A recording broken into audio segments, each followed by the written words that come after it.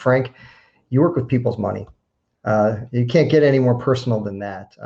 So if you can unmute yourself and tell us what questions are you hearing, because I bet you're getting a lot of people who are scared right now. Sure. For a lot of our family business owners and just business owners in general, their largest asset tends to be their business. And while it feels very unprecedented, and I think the pandemic has made it different because it's actually impacted the way we live, where past recessions, past economic issues that seem to impact our daily lives, how we get up in the morning, how we interact with each other. But I do remind our clients, just go back to the decade in the 60s, and you had several key assassinations. You had the Vietnam War. You had a lot of civil rights movements. So there's a lot of similarities when you look at decades that things do happen. But we're in the present now, and we're feeling like we're in the eye of the storm. And so part of our annual review when we meet with clients is their business planning. We figure out, depending on the life cycle of the business, are they an early startup? Are they a mature business? Are they approaching exit strategy? What do they need to do to prepare themselves? And a big part of that revolves around doing a SWOT analysis, understanding the strengths, weaknesses, opportunities, and threats, and how to prioritize dealing with issues in those categories. A lot of it circles back to the team. I think everyone on this panel will tell you within their own organizations and the clients they serve, the team ends up driving the organization. And so, depending on what the exit strategy is, are you looking internal? Do you have the team that you need? Are there gaps? Are you assessing the team and saying, all right, there might be gaps, but we can, with development and mentorship, move those people into various leadership roles in the organization? Is that an option? If that's not an option, are we going to look external, which is preparing the company to sell? And that's a whole different mindset when you're preparing a company to sell, and how you prepare to maximize or monetize that value versus doing an internal transition, especially when you involve family, because you might not be looking to maximize that value. You're trying to make sure that the ownership that's stepping away, the monetization that you realize can help them take care of their needs as they move on, but you're not putting the organization and the family that's coming behind in a position that they can't handle things. So those are typically the discussions we have, and they're on a reoccurring basis because things change, family dynamics change, people change. And so it's something that we make sure that when we're meeting with our clients on a regular basis, we're always going back to the team, to the SWOT analysis, and understanding how that business fits into their overall, financial being. No, I appreciate that, Frank. It sounds like you're getting everybody's getting a lot of very interesting questions, and you're each approaching how you're working with your clients in different ways. Frank, you talked a lot about some really good things in terms of what people are asking and kind of where the directions are you headed. What do they do next? And what happens if they don't follow some of those things?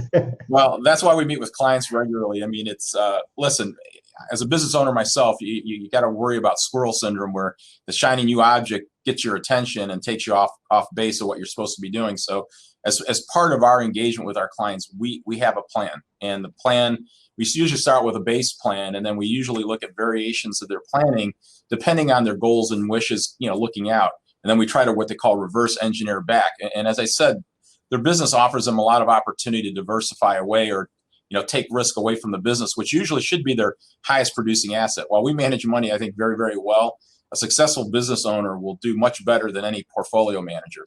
But having all their wealth concentrated in their business without taking it out through retirement plans and other benefit plans to diversify away is one of the risks that we work on.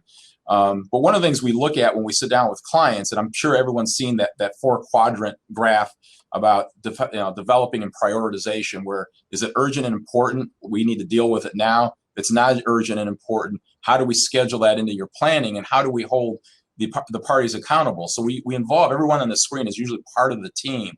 So how do we engage with legal counsel? How do we engage with the P&C company, the bank, the CPA firm?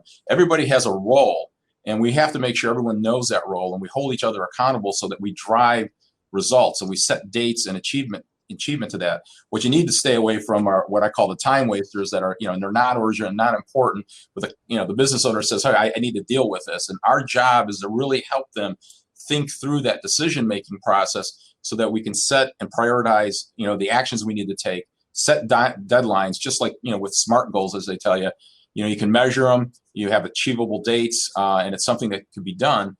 We make sure that gets in place, and doing that in a repetitive motion usually helps us hold the client accountable as well as as the team around them. Frank, that's great. And it's nice to hear that the system has worked for you guys and it brings in all these other folks to make it really a team effort. Right. Well, Frank, I'm going to give you a last word on this with a piece of advice. My guess is we can't build a time machine, go back in time and buy Zoom stock or Amazon stock or Netflix stock. So what can we do moving forward to make sure we're preserving ourselves for the future? Sure. So I always believe you have to inspect what you expect, and that includes yourself as the owner of the business.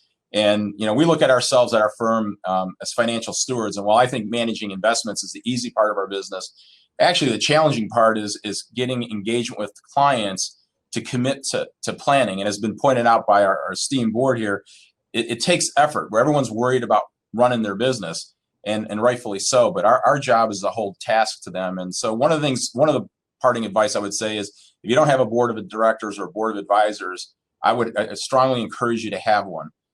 They will help hold you accountable, because if I'm on a board and I find that the company's not taking advice, not listening to the board, I'm going to say, why am I on this board? And so I think that would be one takeaway advice.